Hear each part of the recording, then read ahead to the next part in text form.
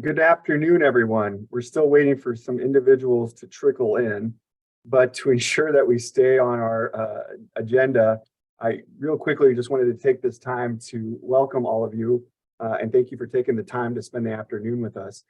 My name is Mark Wiederspan. I am the Executive Director at Iowa College Aid. And just so that you're aware, Iowa College Aid is a state agency whose mission is to advocate for and support Iowans as they explore finance and complete educational opportunities beyond high school. With that mission in mind, we are very dedicated towards directing resources that help increase the post-secondary access and success in Iowa. Part of this work has included monitoring post-secondary indicators in the state. And we've been paying close attention to these in light of COVID-19.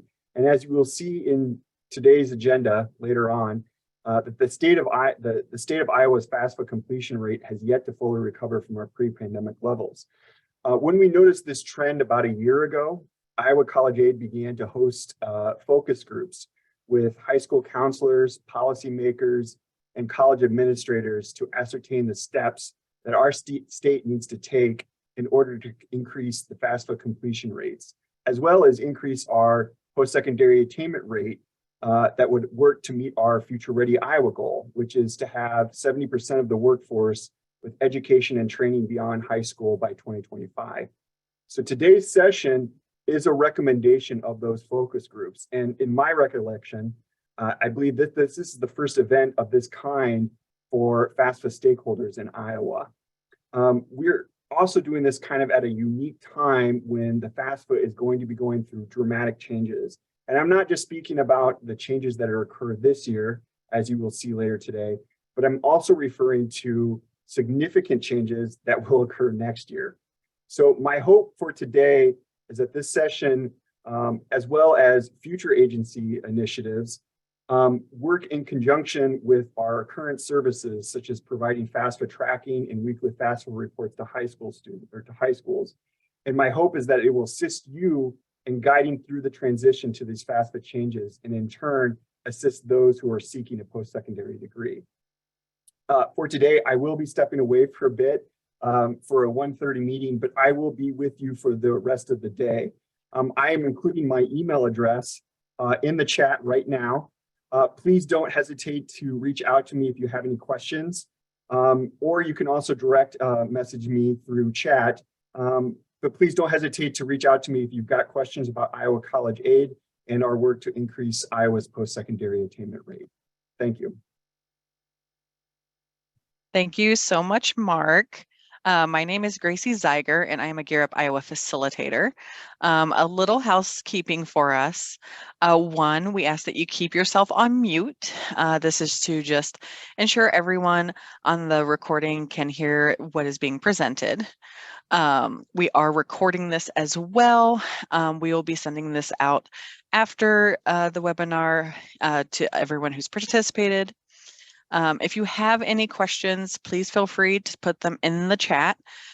We will have somebody monitoring it. And also each section that we go over today will have a question portion so that you are able to have questions about anything that has come up in that section.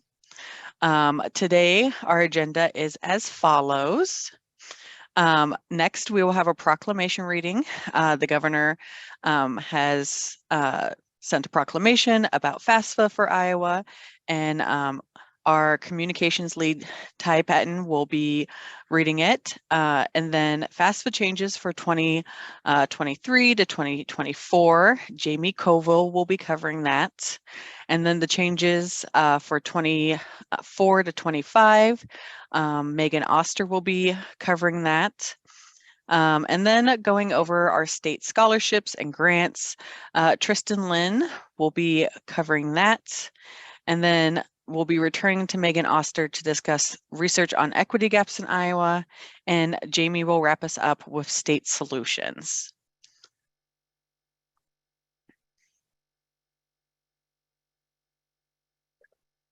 Thank you, Gracie. Yeah, as Gracie mentioned yesterday, Governor Reynolds did sign a proclamation on our behalf to add some, I guess, executive levity to this week and help us promote our efforts. So just reading the proclamation very briefly here, and it's on your screen, but probably too small to read.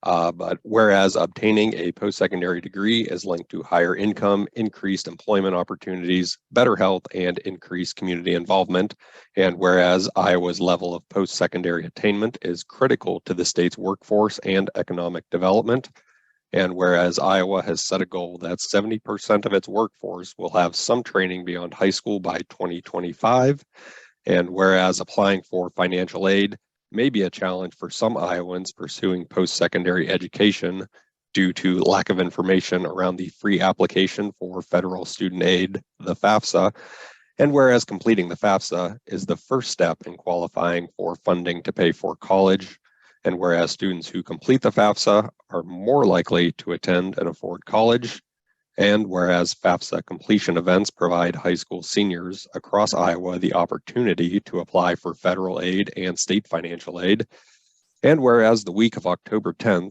has been designated FAFSA Awareness Week, and whereas the state of Iowa is committed to providing a quality education for all students, helping them to achieve their highest potential. Now, therefore, I, Kim Reynolds, Governor of the state of Iowa, do hereby proclaim October 10th through 14th, 2022 as FAFSA Awareness Week.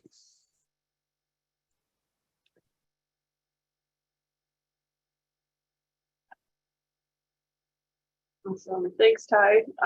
This is our second annual FAFSA Awareness Week, so it's really exciting to have our governor proclaim that and then be able to start some new events this year too to just bring general statewide awareness to the FAFSA. So what I'll jump into now is just some updates for this FAFSA cycle. So our FAFSA cycle is 23-24. For many of you, I think we're aware that the FAFSA cycle is ahead of the academic year that we're currently in because you're applying for that academic year ahead. So these are changes that are already in place. The FAFSA opened October 1st. So we'll notice the removal of these three questions, one being around selective service for male students. So just as an FYI, for any male students completing the FAFSA, they still have to register for selective service, but they're not able to do that through the FAFSA. So they will have to go outside of that to register. The removal of the gender question has been removed, and our drug conviction question has also been removed from the 23-24 FAFSA. I think we can go to the next one. Thank you, Ty. Because of those removal of questions, there has been a demographic survey added at the end of the FAFSA. So that is required, but there is a response on there that's either not applicable or choose not to reply that folks can click on when they get to that question if they prefer not to respond to that question. So just an FYI, that is at the end. And then another thing that has taken place, the FAFSA app has been retired. That happened, I believe, over the summer. They had very low usage of the actual app, so they retired that, but folks can still complete their FAFSA on a mobile device, so that's still possible. All right, and then I just wanted to hit on some FSA ID changes that came up this year as well. They've added a new multi-factor authentication app, so another way to kind of verify that it's the correct person filling out the FAFSA and getting their FSA ID. Really, all that's needed is at least two of the options need to be verified. So typically it's an email and phone number. And then this year they added that third option with the app. The FSA ID does equal a username and password to log in at studentaid.gov. So I know that causes some confusion on what the FSA ID actually is. It's both of those items, the username and the password. All right, thank you, Ty. So when you are creating the FSA ID, just wanted to showcase what this new app part looks like. So hopefully you can see down at the bottom, there's an authenticator app that's been, in this example, verified already. But when students get to the end of their FSA ID and creating that, they can go through and verify all three of these items or just two of the three. So that's all that's required. But if they do all three, they can more easily access their FAFSA in any kind of format that they're looking to do that in. All right, and then just some other changes with the FSA ID as well. There is a backup code that's offered at the end of the FSA ID process. and that's really used for last resort login recovery. So it is very highly encouraged to save that backup code. I'll jump into what that looks like here in just a second. But it is shown twice in the FSA ID creation process. There's 2 times that folks can, record it, print it, take a screenshot, somehow save that.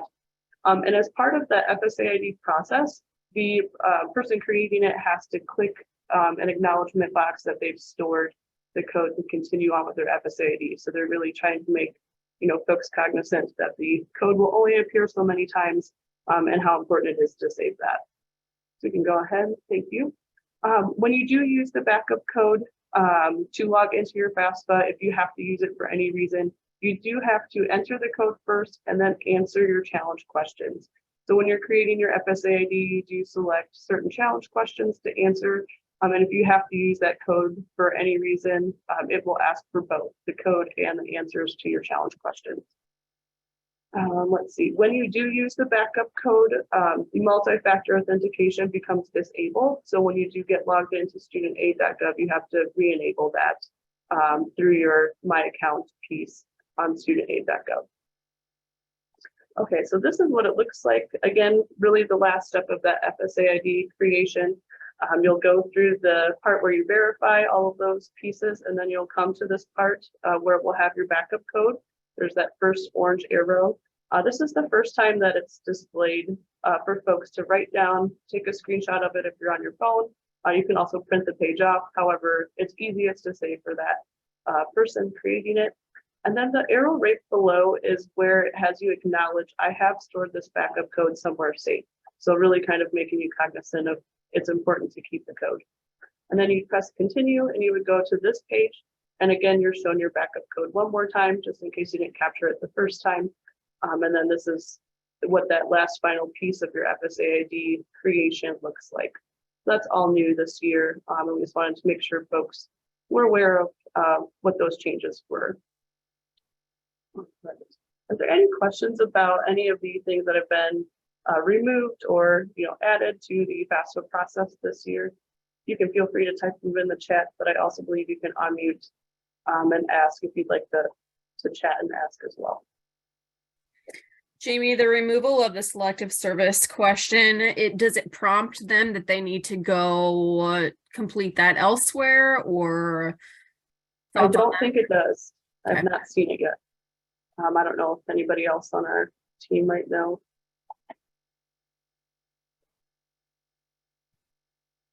But I don't believe it prompts you, so that's where it becomes like pretty important if you've got a male student completing it, to just make them aware that they'd have to go outside of the FAFSA to do that.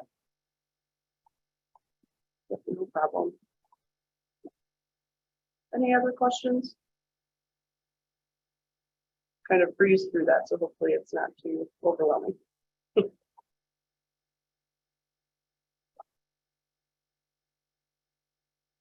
All right, I think we can go on to the. Yeah, Karen, the question was about male students completing the FAFSA, and if the FAFSA would prompt them to register for selective, or not register, but point them in the direction to register for selective service, if that's applicable to them. And I don't believe that it does. So they would have to actually go out and do that. Yep, no problem.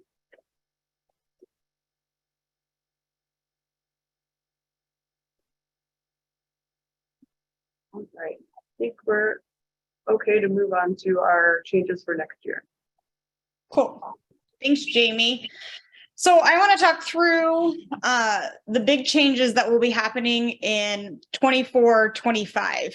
So granted, this isn't for the current FAFSA that is open that your current seniors or current students are filing, but it will be the FAFSA that opens up on October 1st in 2023. There are major changes that are happening in this year. And so we are basically starting a campaign to let all of our constituents of Iowa College Aid know about these changes.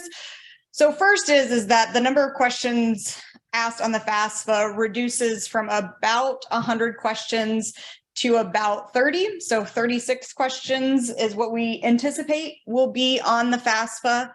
for 24-25. So that's a major win for individuals.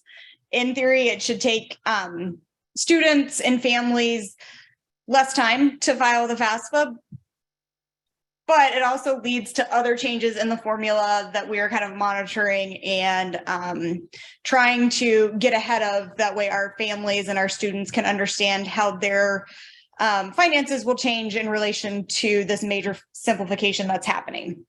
Another change that is happening is that instead of a expected family contribution being calculated at the end of a FAFSA, it is being changed to a student aid index. So there's just a slight naming convention that is happening there. Currently, when a student gets an EFC, an expected family contribution, the lowest amount is $0. For the SAI, when it switches in 24-25, the smallest amount will be a negative $1,500. So non-tax filers automatically get this amount of negative $1,500. The reason that the SAI is allowed to go negative is because it allows for cost of attendance. So scholarship money and grant money and additional institutional aid and things like that can go to cover things like books, a new computer, things like that, instead of it just being at $0. Additionally, the SAI, the new formula in 24-25, no longer divides by the number of household members in college. This is one overarching change that we have a pretty big concern about, because it basically means that if you are a part of a family who has 2 individuals in college, your student aid index will be the same for both of those individuals, and they will be the original amount that was calculated. Currently, when a student gets an EFC, that final number has been divided by the number of individuals in college. So if you originally have an EFC or an original amount of $10,000, if there are 2 individuals that are in college, it gets divided, and so $5,000 would be going to one student for their family contribution, another $5,000 would be going to the other student in the family. For the SAI, that division no longer happens. So the family will be expected to contribute $10,000 to their current student and $10,000 who's the starting student who's going to be a freshman, just as an example. This is one area that we have a pretty big concern about, because we do see that is changing individuals' expected family contribution when we calculate their student aid index. That is one of the big differences that we're seeing. Also, for the 24-25 FAFSA, the parent who provides the most financial support files the FAFSA. Currently, it is the parent where the student resides the majority of their time files the FAFSA. So this is a pivot to make it so the parent that provides the most financial support is also the one who files the FAFSA. The other change that is happening, or another change that is happening, is that in the new formula, so the 24-25 FAFSA, small businesses and small farms are going to be included as an asset in the formula calculation. At Iowa College Aid and in general in the state of Iowa, we have a concern about this, given that we are a agricultural state and that we do have many farms. So the way that this is kind of happening is that in the EFC calculation currently, if you have a small business or a farm that has fewer than 100 employees, you don't report that or the assets that come from that business or farm in the EFC calculation. In the SAI calculation, you will have to report that information as an asset. One thing that people have often ask us at Iowa College Aid is, how is this simplification even possible? Because the formula itself honestly isn't changing all that much. The way that this is happening and the way that the simplification is happening is that there's going to be a data transfer between the IRS to Ed, which then will fill out specific portions of the FAFSA for an individual. So basically, individuals who are filing their taxes, that information will get ported over from the IRS to the Department of Education, and then that information will be populated in the FAFSA. For those individuals who don't file taxes, they get a simplified version of the FAFSA, and they get that automatic negative $1,500. So they're basically saying, all right, if you don't file taxes, you obviously don't, have a lot of these assets or income or things like that we're going to be asking you about. So they just assume a simplified version. So that's how we're able to get from 108 questions to 36 questions without actually really changing up the formula really all that much, which we'll see here in a second. So in general, kind of broadly, there is a broad concern about the changes to the formula and how it will affect aid eligibility among Iowans. This concern is also a national concern with various financial aid offices and institutions across the country. So as a way to prepare for this change, Iowa College Age using our historical FAFSA microdata, what I'm calling our microdata, simulated the SAIs given the new formula. So the way that we did that is that we took bill language where the simplification came from, we interpreted it into a formula, and then just calculated it off of our old FAFSAs that we have. So that's how we did that. And what we find, so how do we do this? What calculations do we use? First of all, if it's in our data, if there's a non-tax filer, we assume that they have a negative 1,500. And some of these other maximum Pell and things like that. Additionally, we assume an auto zero if students meet these various criteria, such as being a child of 9/11 or specific poverty thresholds, depending on the status of the parent in the household. There's additionally no asset questions if a student or a family's adjusted gross income is under a certain amount and they don't file certain tax schedules. Those are kind of the nitty-gritty details. Additionally, if you have a student who is a recipient of various mean tested benefits, they also will not receive any asset questions on the FAFSA. This is pretty similar to what is currently done on the FAFSA for those individuals. So next slide.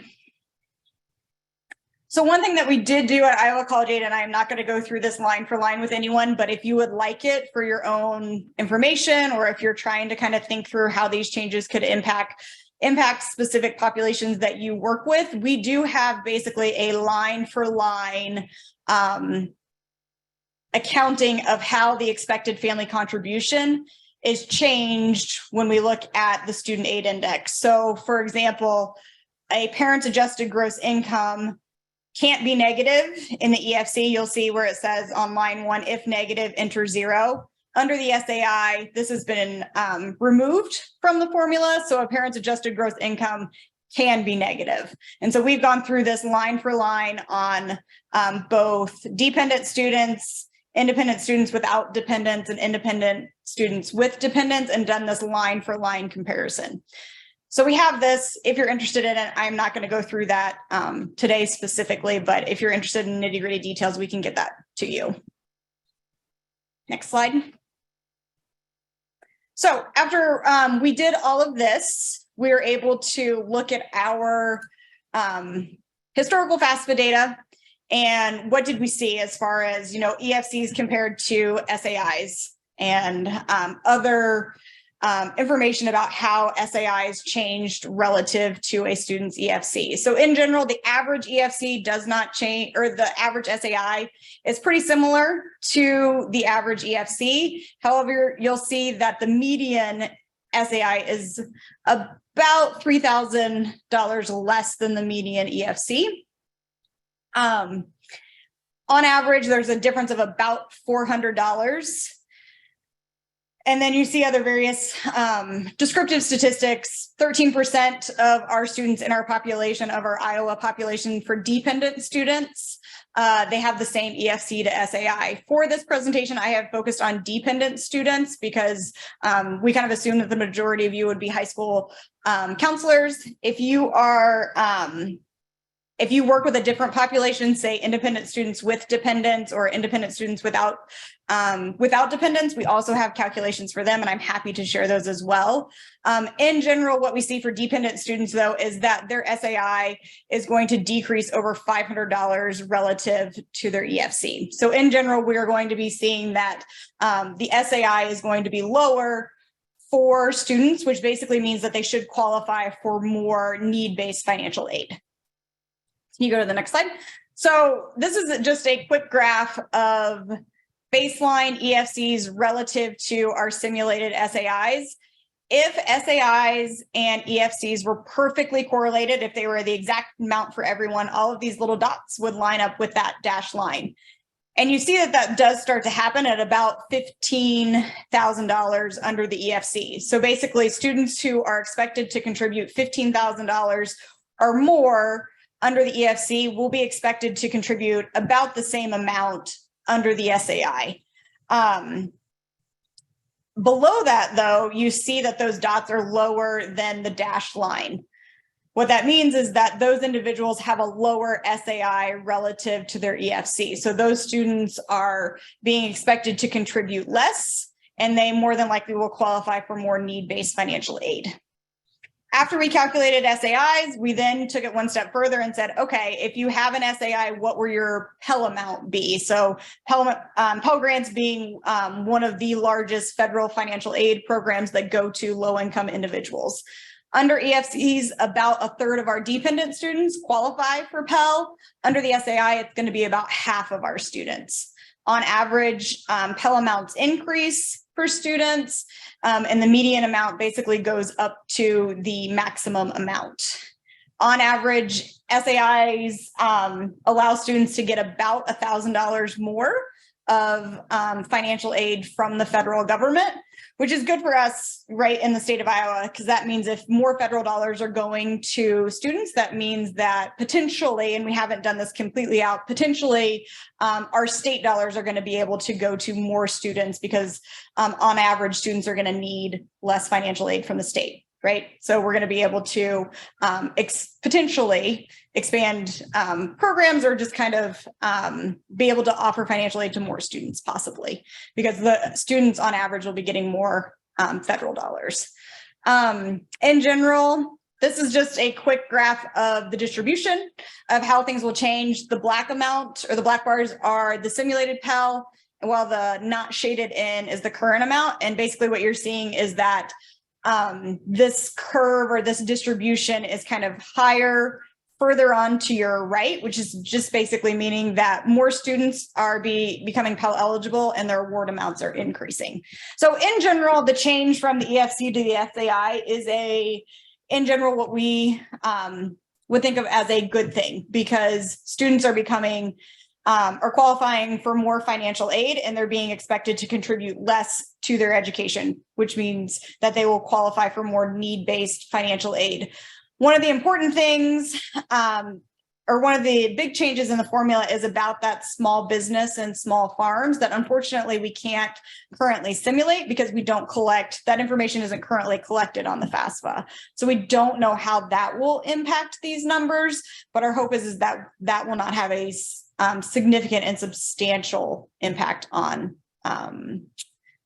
the SAI amounts, but it could, just kind of depending on how many actual small farms there are in Iowa. We've tried a variety of different routes. We've tried to work with our Department of Revenue. We've tried to look through just kind of general statistics on farms in Iowa and things like that. And it's just kind of difficult to zero in on like farms that have college age students and different things like that. So we're still working on it, but it's one of those hard things that we can't necessarily pinpoint. So cool. Next slide.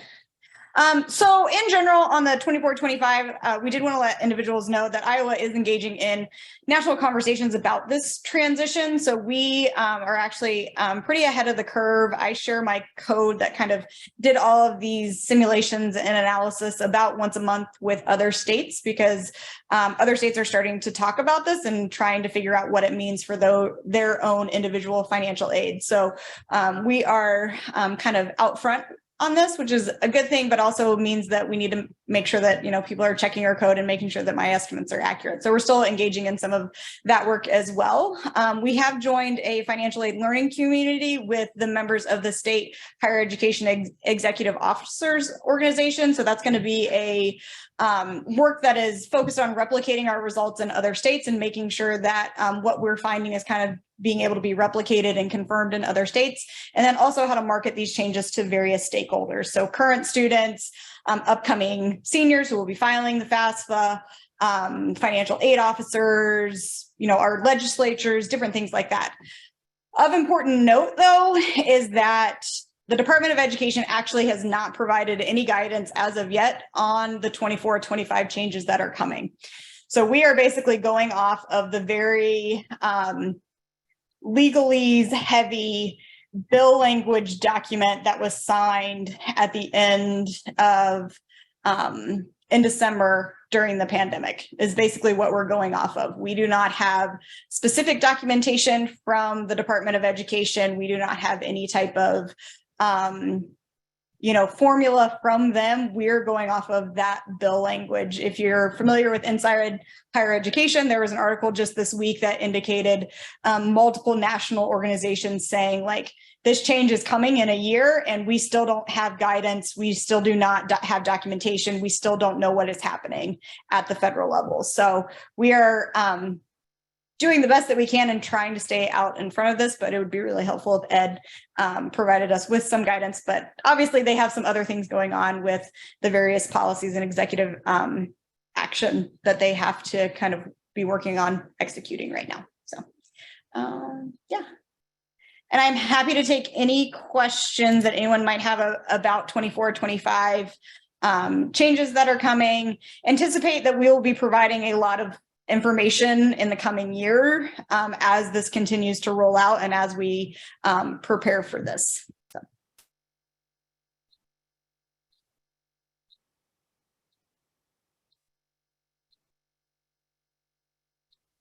Okay. Hearing none and seeing none in the chat, I will move us on to our break. We're just going to do a 10-minute break. That way people can kind of get up, stretch your legs, check your email, various things like that. And we will reconvene, at least according to my watch, we're just going to say 1:45 to make life easier. So we will start back up at 1:45 with Tristan talking about scholarships and grants that are specific to Iowa. Thanks, everybody.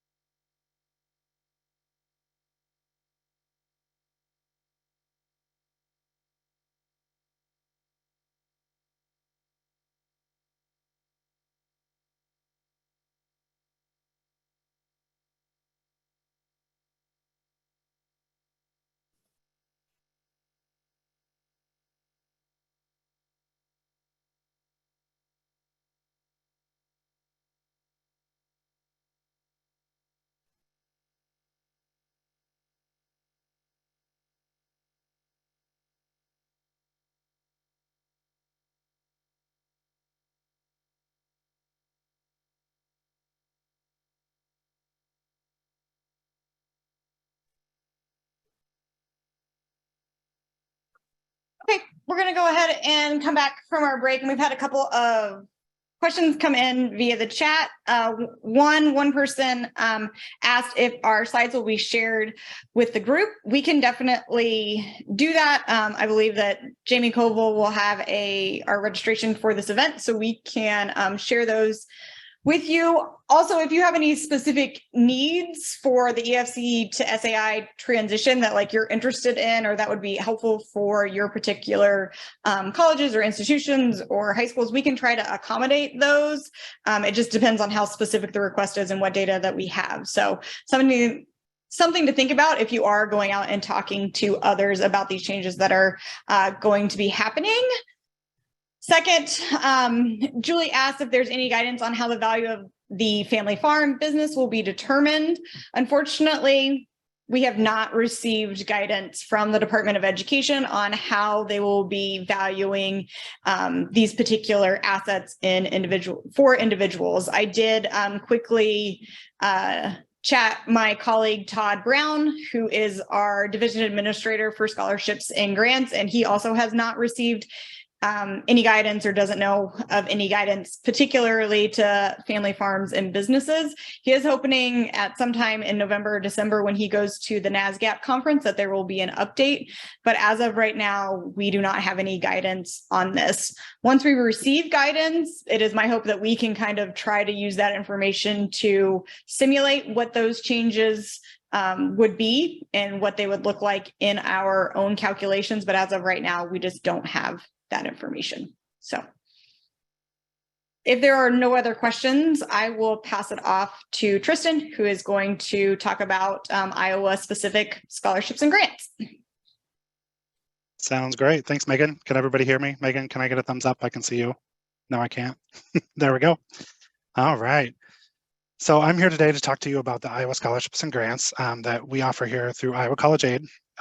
Please note that it's scholarships and grants that we're talking about. Iowa College Aid does not administer any loan programs, so all of the aid that we give out does not need to be paid back by students. Annually, we give out about $91 million a year in scholarship and grant aid to help students attend a college in the state of Iowa.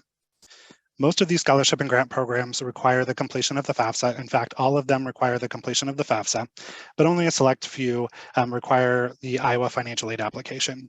The Iowa financial aid application is our supplemental application for the FAFSA.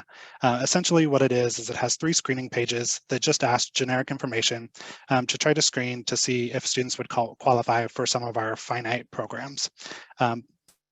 Those 3 screening pages have skip logic built into them to make the process a little bit smoother for students completing the application. Once they complete those 3 screening pages, it will populate a screen indicating what programs the student's eligible for at what colleges they selected on the Iowa financial aid application. If those programs that students are eligible for only require the completion of the FAFSA, they will receive a landing page that indicates if they have not done so already, they need to complete the FAFSA. If they are eligible to complete the Iowa financial aid application for one of our other programs, they will be directed to do so, and each program that they're eligible for would require a completion of that specific application and them to click the submission button.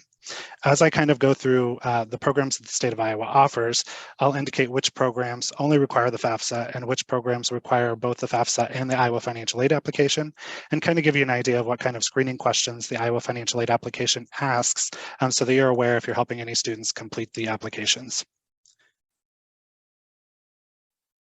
So the first program I want to talk about is the Iowa Tuition Grant Program.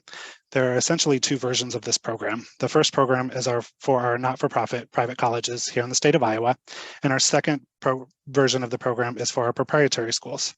The not-for-profit version of the Iowa Tuition Grant requires students to have an EFC between 0 and 15,000. The maximum award is the average Regent tuition and fees. So that means the average award or the award could change every year, and in fact, it does typically change every year. For a little bit of kind of an idea of where the award actually lands each year, for the 22-23 school year, the annual amount is $7,500. And again, these are for students that are attending not-for-profit colleges here in the state of Iowa. The other version of the Iowa Tuition Grant is for our proprietary institutions here in the state of Iowa. The The institutions that participate in this program are Waldorf College and the Barber and Cosmetology schools, specifically LaJames, and all of their locations throughout the state of Iowa. This program requires a student to have an EFC between 0 and 13,000, and a maximum award of 6,000 can be given. However, Waldorf receives $1,600 per student, and the LaJames students receive $800 per year as well. These two Iowa tuition grant programs only require the FAFSA to be completed. Once the FAFSA is completed, we determine EFC, and then the schools will eventually determine eligibility and populate that on the award package. The next program I want to talk about is our Iowa Vocational Technical Tuition Grant Program. This is specifically for students enrolled in career and technical education, or CTE programs, here at any community college in the state of Iowa. You'll notice with a lot of the programs that we offer, they're very sector-based. For example, the Iowa Tuition Grant that I just talked about was only given to not-for-profit or proprietary private institutions in the state of Iowa. And the Iowa Vocational Technical Tuition Grant is geared more towards community colleges. Students, in order to receive this, have to be enrolled in one of those CTE programs. The EFC range is $201 to $6,000, and the maximum award is $1,000. Only the FAFSA is required for this one, but I will note that the way this program works is the higher the EFC, the more money the student receives in vocational technical tuition grant, it kind of works the opposite way of Pell Grant to kind of even the field for those students receiving Pell Grant. So as their EFC kind of increases, they're not losing out on any scholarship and grant aid. In order for that to succeed, there's another program called the KIBI Grant, which is also for students enrolled in career and technical education programs at Iowa community colleges, but it's not for just all career and technical education career and technical education programs. It is for very specific high demand programs. These programs are determined by the Iowa Community College Board of Trustees annually. And there's no wage requirement on these. It's just looking at the high demand career and technical education programs. Students, in order to receive this, have to have an EFC between 0 and 6,000, and the awards range from 900 to 3,000. Again, in tandem with the Iowa Vocational Technical Tuition Grant, as well as the Pell Grant. This is kind of a stepped program as well. So as the EFC increases, so does the scholarship to avoid that cliff for Pell Grant recipients as their EFC continues to rise. The final community college specific program is the Future Ready Iowa Last Dollar Scholarship. This is actually our newest program, so I'm going to spend a little bit more time on this program in particular. This is kind of also sector-based, but community colleges and private colleges are both eligible for this program. Essentially, students who are enrolled in an eligible high-demand program, you can go to that URL to see which all programs are eligible. These programs have a very specific wage requirement, requirement for students or for the career openings annually. The Iowa Workforce Development Board determines a list of eligible high demand occupations, to which we turn those into eligible high demand programs in tandem with our friends over at the Iowa Department of Education. This is for students attending eligible colleges, and those eligible colleges are community colleges in Iowa. Every single one of the community colleges participate in this program. And there are 3 private colleges offering eligible programs. Those are Allen College, Mercy College of Health Science, and St. Luke's College. Again, in order to be eligible for these programs, they have to be, they're also career and technical education programs, which means they're associate degree programs or lower, so associate degree program certificates or even diplomas. For this scholarship, again, only the FAFSA is required. There are 2 eligibility groups with this scholarship. We'll name them Group 1 and Group 2. And Group 1 is for the students that are under the age of 20 who actually graduated from an Iowa high school. The second group is just any student over the age of 20. Age is calculated as of July 1st prior to the academic year. So for example, this current year of 22-23 that students are enrolled in, they would have had to have been over the age of 20 by July 1st of 2022 in order to qualify under the Group 2 stats. Students must enroll in at least 6 credit hours, and that does not matter whether they're a Group 1 or Group 2 student. This was a legislative change that happened in the last legislative session.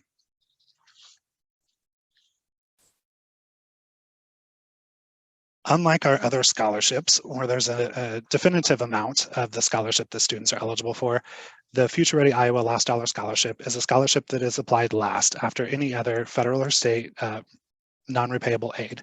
So the calculation goes as follows. You take tuition and fees minus any federal or state aid, and that's where you get your last dollar scholarship amount. If the tuition and fees minus federal and state aid is less than $250 or below, students are guaranteed a minimum of $250 per semester as long as they're full-time. This is the calculation for the community colleges. However, the private colleges, since their tuition and fees are so much higher, private colleges use the average community college tuition and fees to calculate their award amount. So on the next slide, there's a couple of images just to kind of give you a better visual of how those calculations are made. The community college example being in blue and the private college example being in purple. These can both be found on our website.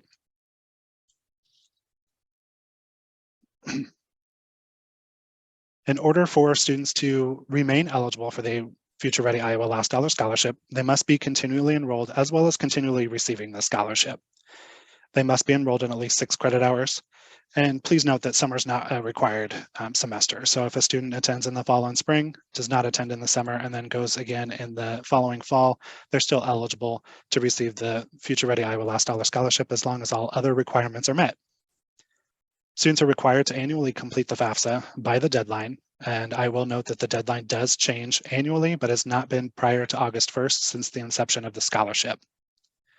Students are also required or only eligible for the Future Ready Iowa Last Dollar Scholarship for 8 full-time semesters. And they must be meeting satisfactory academic progress as defined by the college the student's attending. Also, one important thing to note is once the student is no longer eligible, they will remain ineligible for the rest of their life. Once they no longer qualify for the Last Dollar Scholarship, they won't qualify at another institution or at that institution if they want to attend at a future date. The next scholarship I wanted to talk about is the Iowa National Guard Service Scholarship. Our office works with the Iowa National Guard to administer their service scholarship. Students have to be members of the Iowa Guard or the Air Guard. They must be attending an eligible college or university here in the state of Iowa. Typically, they're going to be your regent colleges, your community colleges, or your private colleges here in the state of Iowa. Soldiers or students must maintain satisfactory performance, both with the college and with the Guard. The maximum award for the 22-23 school year was $10,122, or 100% of tuition and fees. And soldiers are eligible for up to 120 credit hours of National Guard Service Scholarship. There is an exclusion for students that are in STEM majors, and they're allowed to receive additional credit hours. For this program, this is the first program that we've talked about that requires both the FAFSA and the Iowa Financial Aid application. On the Iowa Financial Aid application, there is a question in regards to if they are currently active in the Army or Air National Guard. If they answer yes to that question, they will be presented with the application to complete the Iowa Financial Aid application for the National Guard Service Scholarship. Next, I want to talk about the All Iowa Opportunity Scholarship. This is one of our scholarships that is not sector-based, similar to the National Guard Service Scholarship. This can be for students attending any eligible Iowa college or university. And those colleges are the community colleges, the regent universities, and our private colleges and universities. These students had to have graduated high school within the last 2 years. They need to be a first-time college freshman. Their EFC needs to be under 9,966. This does change every year. It's based on the average regent tuition and fee rates. The maximum award for the 22-23 school year was just shy of $5,000 a year. Priority for this scholarship goes to students who are the children of deceased officers, students who have aged out of the foster care system or were adopted after the age of 16, or students who participated in the TRIO program, graduated from an alternative high school, or participated in the Gear Up program. Typically, based on the appropriations that we receive and the amount of applicants that we have, we're never able to fully fund every single student that applies for this scholarship. Generally, once we get through, we can only award some of the TRIO students, and it's based off of their EFCs. We use need as a determination of who's going to be receiving that scholarship. These students are eligible for up to 8 full-time semesters. And again, the FAFSA and the Iowa financial aid application are required. The skip logic questions that are in the Iowa financial aid application for the All Iowa Opportunity Scholarship are in regards to when the student actually graduated high school and where they graduated high school from. If the student indicates that they graduated or are currently in high school within 2 years of attending college, they will be presented with the All Iowa Opportunity Scholarship. The FAFSA and Iowa financial aid application are required by March 1st of each year. So for the 23-24 application cycle we are currently in, that the FAFSA just began on October 1st, those applications are due March 1st. The final program that I want to talk about today is the Education and Training Voucher Program. Iowa College Aid works in tandem with the Iowa Department of Health and Human Services to administer this federally funded program. This is for students who have aged out of the foster care system at the age of 18 or 30 days prior to turning 18, students who were adopted after the age of 16 or were in a subsidized guardianship after the age of 16. This is for students attending any Title IV eligible college or university. So Iowa College Aid works with other colleges outside of the state of Iowa to assist these students in receiving this scholarship since it is federally funded. The maximum award for the 22-23 school year is $5,000 per year, which has been pretty consistent for the past years, except for last year, which there was additional Consolidated Appropriations Act funding that allowed the maximum award to go up to $12,000. The Education and Training Voucher Program is for any student up to the age of 26 who meets these qualifications, or students allow students to receive the scholarship for 5 years, whichever comes first. So both the FAFSA and the Iowa financial aid application are required. So students, if they're under the age of 26 as of July 1st, they are given the opportunity or the question of asking them whether they were in the foster care system and aged out of the foster care system or were adopted. If they indicate yes on the Iowa financial aid application, they will be presented with the Education Training Voucher Program application on the Iowa financial aid application. So in theory, a student can complete the Iowa financial aid application and be eligible for 3 programs, the National Guard Service Scholarship, the All Iowa Opportunity Scholarship, and the Education Training Voucher, and be presented to apply for all 3 of those programs. So they would need to click submit multiple times as they go through each program.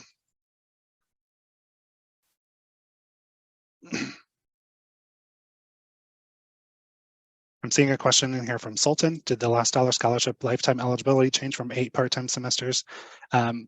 Quoting me our guidance for all of you financial aid officers on the call that deal with last dollar scholarship, 3 points is the maximum for last dollar scholarship.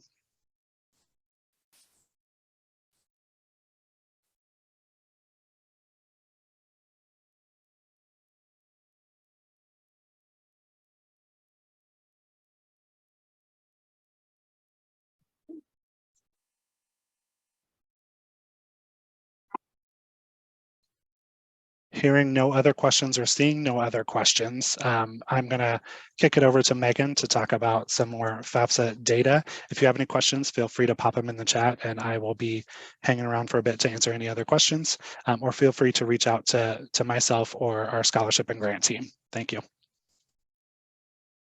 Cool. Thanks, Tristan. Now that we've kind of talked about changes that are coming, financial aid that students are eligible for, as Tristan mentioned, in Iowa, to become eligible for any of our state financial aid, students do need to file the FAFSA. And so every single year, Iowa College Aid publishes a report called Filing the FAFSA in Iowa. And we basically take a look at how our high school seniors in particular doing on filing their FAFSA. So we look at this over time to see if we are increasing FAFSA rates overall and if we are decreasing any equity gaps that we have observed. So I'm just going to quickly go through the high level findings from that report. If you are interested in the full report, it is out on our website, and I'm sure that one of my colleagues could provide a link to it in the chat real quick. Sorry to put my colleagues on the spot. Don't everybody rush to do that. But quickly, just looking at our overall filing rate for high school seniors. So the class of 2021, which was in the midst of kind of the pandemic and the majority of their time was, either spent at home or somehow impacted by the pandemic. In general, Iowa's FAFSA rate did in general follow that of the national trend.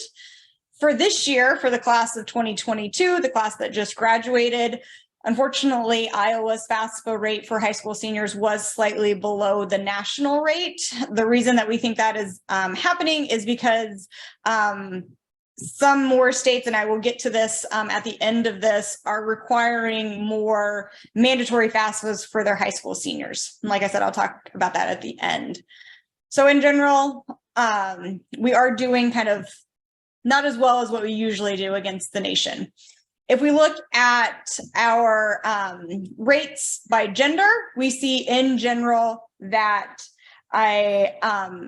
female students are more likely to file the FAFSA than their male counterparts. And this has been a persistent gap for the last 5 years. Overall, FAFSA rates for students are trending down, but they are kind of both groups are decreasing at a similar amount.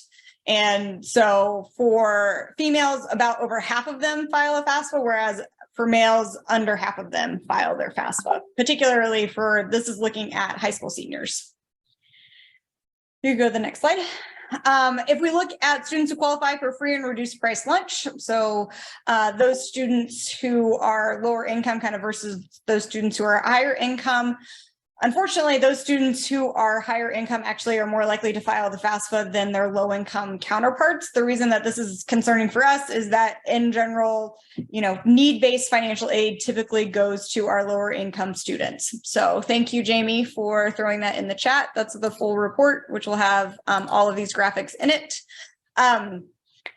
About a third of students who qualify for free and reduced price lunch file the FAFSA, whereas about 2/3 of those students who do not qualify for free and reduced price lunch actually file the FAFSA. So our hope is that over time that these two, in general, that FAFSA rates would go up overall, but also that students who qualify for free and reduced price lunch would file their FAFSA at a similar rate to those who do not qualify.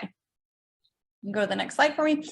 And then for this year in particular, every year we kind of do like an additional group that we may be particularly interested in. We did look at race and ethnicity and free and reduced price lunch status this year in particular. And what all of these graphs are showing that I now realize are not labeled are different race and ethnicities by their FERPL status. And what you see is that across the board, regardless of your race and ethnicity, students who qualify for free and reduced price lunch are less likely to file the FAFSA, regardless of which race or ethnic group that they are a part of. So in general, if we as a state were looking for a particular group potentially to focus on, students who qualify for free and reduced price lunch would be a good group to focus on to work on increasing their FAFSA completion rates, because they are students who are more likely to qualify for financial aid. They are students who are also more likely to be kind of shocked by sticker price, but they are, as I said, more likely to receive aid. So they're least likely to actually pay that kind of overarching sticker amount that we see touted as, tuition and fees at our institutions. Next slide. So one thing, what are other states doing to kind of combat overall FAFSA completion rates across the nation? A lot of states are starting to turn to mandatory, required, or universal FAFSA, however you want to name it. And so originally last year, Iowa College Aid did several focus groups looking at whether or not there would kind of be an appetite or the potential for the state of Iowa to have universal FAFSA. And what came out of those meetings is that overall, we did not, overall individuals that we're, and then the standard charge. Overall, we found that in general, our stakeholders were not in favor of a universal requirement for a variety of reasons. So,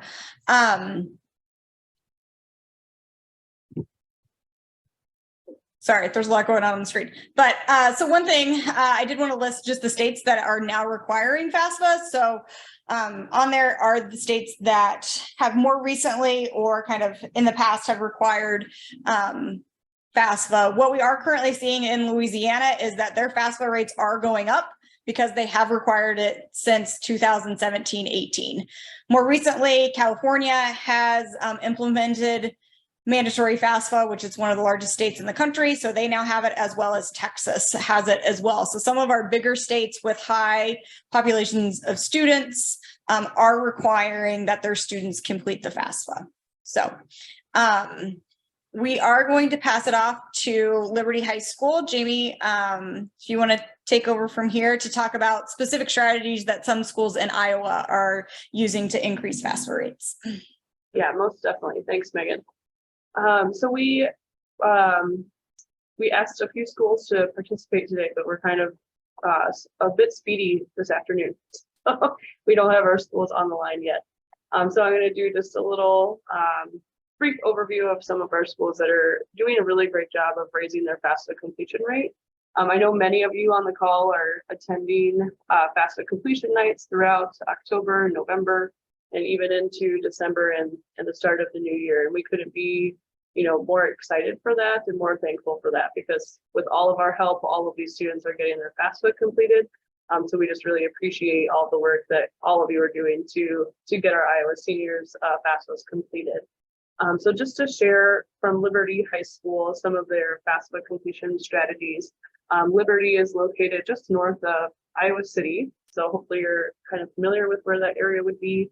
And their school was new. I believe it opened 3 or 4 years ago. So just kind of getting, started with their students and taking that step into implementing college going activities and things like that. So looking at their data, they've done a really nice job of getting, more FAFSAs completed each year. So that's been really exciting for us to see. At Liberty High School, they do participate pretty heavily in our community engagement programs here at Iowa College Aid. So they do participate in our Course to College program, which is a program that helps and supports high schools in implementing the college going process with their senior students.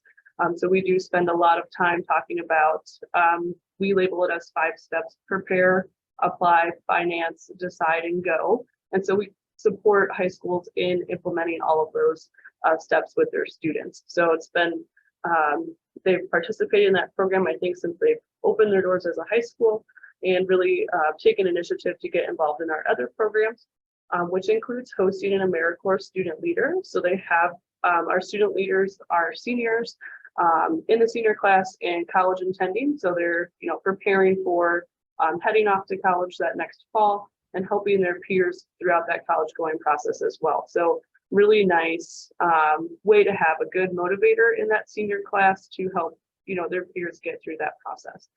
So that's been, a program that's had really high success. We've got student leaders in a lot of schools around Iowa, working through this process and helping the younger students prepare for that as well. So Liberty has student leaders helping their students work through all of that. And then they've also participated in our summer FAFSA Associates program. So this is where a high school counselor can take on an AmeriCorps term and work throughout the summer to focus specifically on FAFSA completion. So they've had a counselor do that for 2 summers in a row, I believe, and really focus, that time and energy on getting their students to complete that FAFSA for who's left on their list to get that done. So with, with all of those, we've seen their FAFSA completion rate go up by 6 percentage points. That's been really exciting. And there's quite a few schools throughout the state that have done this, and you can see where their data has increased as well. So I'm actually going to jump into the next part, our statewide kind of strategies and solutions.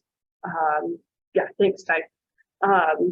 So we can talk more about where you can find that data and whatnot. So I did put in the chat a link to our report around the FAFSA convenings that we hosted.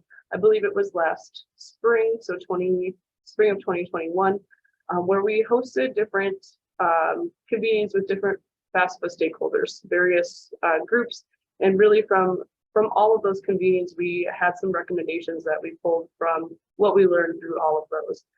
The 4 that you see on this slide are recommendations that we're working to move toward, but haven't quite gotten there yet. So you can see, state funding specific to FAFSA completion. We didn't get that, pulled through this year, but that is something that is definitely a recommendation from that report, just to put specific funds into the energy of FAFSA completion. Hosting or, motivating statewide FAFSA friendly competitions and prizes with our high schools, because we do track those pretty regularly. And I'll show you that data tracker in just a moment. Creating a statewide cross-organizational working group. And then also along with that, statewide marketing campaign to dispel FAFSA myths. So those are 4 that are still in progress. And then we'll go into the next slide and talk about some that we've kind of addressed already. So we do have an Iowa FAFSA completion tracker. Now I'll put our staff on the spot. If somebody wants to put in the link for our tracker into the chat, definitely appreciate that, so folks can click out to that. But what that completion tracker will show is all of our high schools in Iowa and where their completion rates fall. So right now, if you go to click out and look on that, you will see their completion rate up to September 30th of this year. And then we will wait until we receive our data from Department of Ed to begin tracking it for this FAFSA cycle. So that will likely begin right around early November, that we'll start getting that updated for this FAFSA cycle. So as you're working with high schools, you can definitely go in and check, their completion rates. You can compare them to other high schools that you work with or within that same geographic area. You can filter by school districts or AEAs if you're working, with the wider group in that AEA piece. So really you can filter it down and really check out some cool facts about the FAFSA completion rates at your high schools. Okay, with that, we've also started in 2018, we started FAFSA completion reports for all public high schools. And we've had 100% of participation in this since 2018. So that's been really, really exciting for us. We are the only state that hits all of our high schools with their FAFSA completion data and has that kind of 100% participation rate. So this is really exciting for us. And we continue to pull that through into this year as well. What that report does is it shows high school counselors which students have not completed a FAFSA and which ones haven't started a FAFSA. So they can target specific students for FAFSA completion. So really just kind of clearing out the noise that they receive to focus specifically on those students. They also receive data around who has completed a FAFSA, which of their students have it done, and which ones have been selected for verification as well. So if they're involved in the Course to College program, we spend a lot of time talking about how to support students, not only through the FAFSA completion process, but through that verification process, and really just ensuring that they get that FAFSA totally completed by the time that they graduate. So we do a really significant amount of work focusing on those students. And then the last part on this slide, FAFSA completion goal study. Oh, sorry, can you go back to thanks.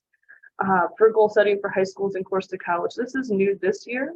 So we have asked our Course to College schools to set a FAFSA completion goal. We have about, I just checked and it's actually updated to about 41 schools have already set their FAFSA completion goal for this school year. And 9 of those schools have set a goal of 75% or higher completion rate for their senior class. So this is really exciting to do because it's schools taking initiative to set their own FAFSA completion goal. And then we're going to be able to track that on our completion tracker dashboard website. So it'll be really awesome to see, how they progress throughout the academic year to reach their FAFSA completion goal. Okay, now I can move on to the next one. Thank you. This is what the report looks like. I know for any high school counselors on the call, hopefully this looks really familiar. But for other folks that aren't aware of the report, this is what our high school counselors are receiving. So each week, usually on a Wednesday, this will fall into their inbox and let them know which students have not completed, which is those 2 columns. They're kind of under that yellow header that show the name of the student, and then we'll have a notes section that shows what they're missing from their FAFSA if it's not completed. Typically, that's a missing signature. So you can see on this one, where that's typed in there. And then we actually put all of the error codes in there. So they know exactly, you know, what is missing. So we no longer put other, this is an older example. We actually just put what exactly it is that they need to fix within their FAFSA. And then on the right-hand side, there's that not filed column where it will list all of the student names that have not filed a FAFSA yet. So it's very targeted to just these students. So counselors can kind of, you know, pick out which students they really need to focus on to get their FAFSA completed. At the top of right above that not completed, not filed area is just a really quick breakdown of what their FAFSA completion rates look like. So they'll find those same numbers on our FAFSA tracker as well. Okay, we can go on to our next one. Thank you. Okay, so some statewide solutions that Iowa has kind of put into place within the last, I'd say, 2 years for these guys. This is our second FAFSA Awareness Week, where we try to do a statewide kind of awareness initiative around FAFSA completion. So we partner with ICANN to put on FAFSA training for our course to college schools. They host a statewide virtual FAFSA step-by-step. So that takes place tomorrow evening. So if you've got folks, you know, still wanting to get their FAFSA done, that's a great event to join because they can just do their FAFSA as we walk through it virtually. And we'll have plenty of professionals in the chat to answer specific questions that might come up for them as they're completing their FAFSA. So that's a very, very helpful event that goes on, and we are doing them once a month through February, I believe. So I think it's the first Wednesday all the way through February that folks can catch that event specifically. And then this year we've added our FAFSA Learning Day. So thank you for joining us for this session today. That's new to our FAFSA Awareness Week. And then we've also added a webinar specifically around those FAFSA reports. So mostly geared toward our high school counselors. But if you're really wanting to know more about that FAFSA report that they receive, feel free to catch the webinar that's happening on Thursday around that. And we really dig into the details of how to use that report, where the data comes from, kind of all the logistics that go behind that. And then just this year, FAFSA awareness was also added to ICAP, which is the individual career and academic plan for students. So verbiage around FAFSA awareness was included on that to address FAFSA completion with students throughout their ICAP time. So those are two big things that Iowa has done, I'd say more systematically to address FAFSA completion, which are really big steps in the direction of increasing our FAFSA completion rates. Okay, I think, are there any questions around, Megan kind of touched on what other states are doing, and then I've touched on what Iowa has addressed and kind of started already. But if could open it up to questions or comments around, you know, how to address FAFSA completion as a state, definitely open to that. So I'll stop talking and feel free to unmute yourself or write in the chat if there's any questions.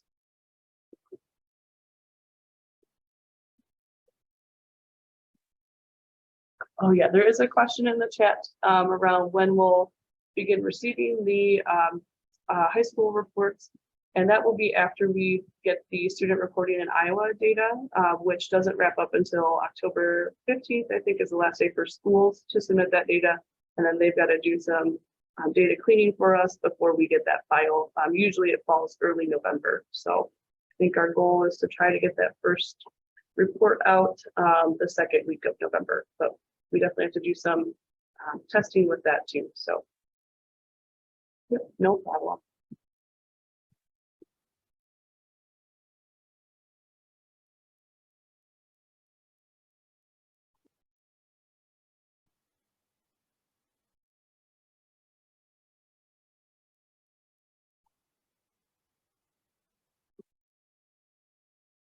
All right. All right. If there are no questions, we are just so thankful for everyone who is on this call. There's nearly 100 of us today, which kind of blew our minds as a team, seeing how many people had registered and apparently not just registered, but showed up. So thank you for taking time this afternoon to learn about everything that's changing with the FAFSA and what we're doing to support the students of Iowa and ensuring that college attainment is affordable. As we mentioned earlier, we are recording this and it will be emailed out to all the participants and registrants after this. And I do believe we'll be putting it on our YouTube channel as well. So you can have access to it once we send it out. If you have any questions for any of us, whether Jamie, Megan, Mark, Tristan, have put their emails in the chat, or you can also reach out and we'd be happy to connect you to whoever you need. Thank you again, and we hope you guys have a great FAFSA week and FAFSA month.